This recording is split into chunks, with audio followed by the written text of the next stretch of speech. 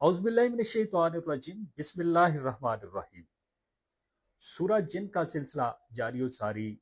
सूरह जिन आया नंबर 25। मफहूम ये है आया मुबारका का कि ए मोहम्मद सल्लल्लाहु अलैहि वसल्लम कह दीजिए इनसे कि मुझे इल्म नहीं है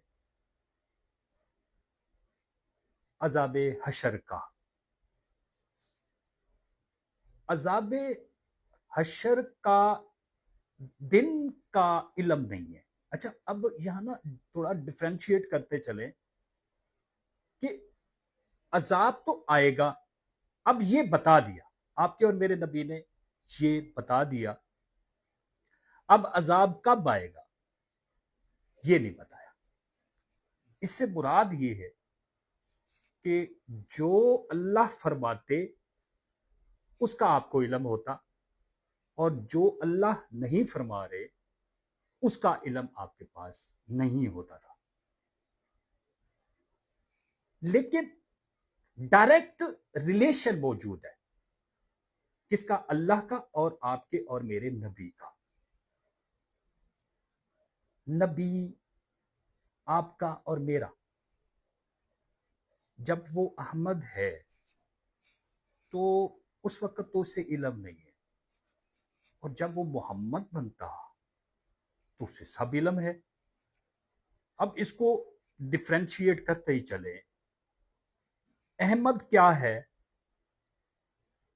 आपके बेटे का नाम अहमद हो सकता, हो सकता, वो अहमद है। और मोहम्मद कौन है? मोहम्मद वो है जो रूह है, और रूह नहीं मरती, रूह हयात है, रूह जिंदा है। यहां पे ना गलती ना किया कीजिए कहीं ना।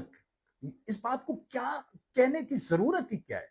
आपका ईमान है, मेरा ईमान है, जिस फिरके से जो भी ताल्लुक रखते हैं दोस्त, सबका ईमान है कि आपका और मेरा नबी आखिरी नबी है।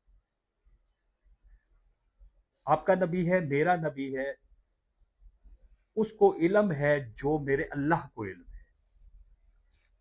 एक बात का जवाब दीजिए, यहां सितारों से और सयारों से ये बता दिया जाता है जी कि जंग होगी नहीं होगी, रुकेगी नहीं रुकेगी, आसिम मुनीर जो है वो बनेगा, इमरान खान अभी तक वापस नहीं आएगा, बस वो जो है बकिया जिंदगी गुजारेगा नजरबंदी की।